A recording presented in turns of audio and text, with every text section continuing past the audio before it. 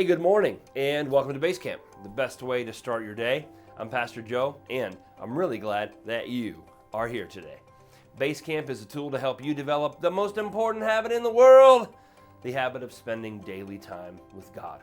And we're in a short series leading up to the summer in the book of Proverbs, looking at the topic of wisdom. Last time, we talked about what wisdom is, and now we're going to talk about how to get it. Anybody out there play sports? What are the things you have to do to make the team? Or maybe you're in choir or drama. Again, there are certain things that you have to do to get the role in the play. See, we know the way to get on the baseball team. We know what the steps are to get into the show choir. Maybe you have to work on your swing, or maybe you have to take voice lessons. But how do we become wise and cease being fools? What do we do?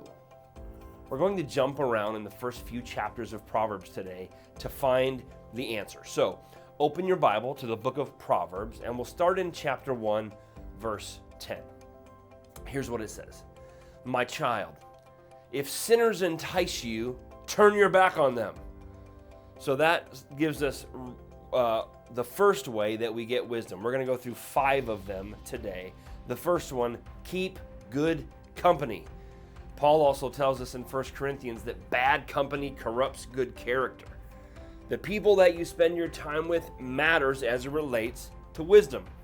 This doesn't mean that you need to ignore everyone that doesn't share your values or faith, but it does mean that the people you spend the most time with, that you really invest your life in, should be people who influence you in a positive way, people who are on this journey with you to be wise, to know Jesus and love him with all of who we are. So 5 ways to get wisdom. Number 1, keep good company. Number 2, don't delay in seeking wisdom.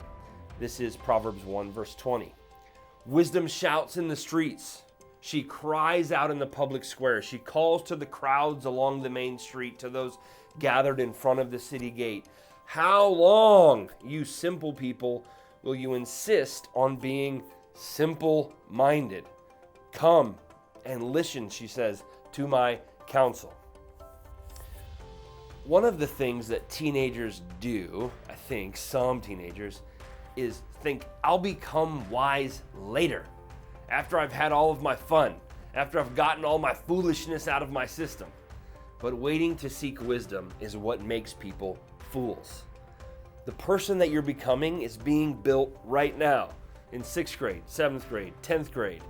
Not 3 years in the future, not 5 years or 10 years. You need wisdom now. So 5 ways to get wisdom. Number 1, keep good company. Number 2, don't delay in asking or seeking for wisdom. And number 3, ask God for wisdom. Chapter 2 of Proverbs in verse 3 says, cry out for insight and ask for understanding. Search for them as you would for silver. Seek them like hidden treasures. Then you will understand what it means to fear the Lord, and you will gain knowledge of God, for the Lord grants wisdom. From his mouth come knowledge and understanding. See, God desires to give you wisdom, so ask for it. Ask for it every day, every time you pray, every time you think about it. Ask God over and over to increase your wisdom, because James tells us that he delights to give it to you. So keep good company. Don't delay in seeking wisdom. Ask God for it. Number 4, submit to God's guidance. Go one more chapter with me in the book of Proverbs to chapter 3, starting in verse 5. It says, trust in the Lord with all your heart, and do not depend on your own understanding. Seek his will in all you do, and he will show you which path to take. You see, we're so prone to think we're smart, that we know what's best, that we have the ability in and of ourselves to make the right choices. But this is how fools think. Those who are wise look to God, who has infinite knowledge and wisdom, for their answers and guidance. And we find God's wisdom and his knowledge in his word and through prayer. To get wisdom, you must have a Bible in your hands. And then finally, number 5 is, there it is, be teachable. This is chapter 3, verse 7. Don't be impressed with your own wisdom.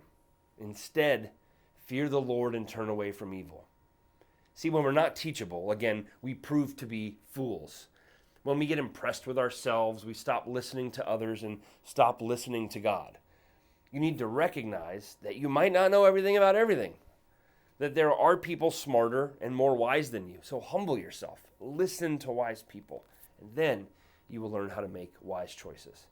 I hope that those 5 points are helpful, and I hope that you are on the search to get wisdom. Have a great day, and we'll see you back here soon for another version of BASECAMP.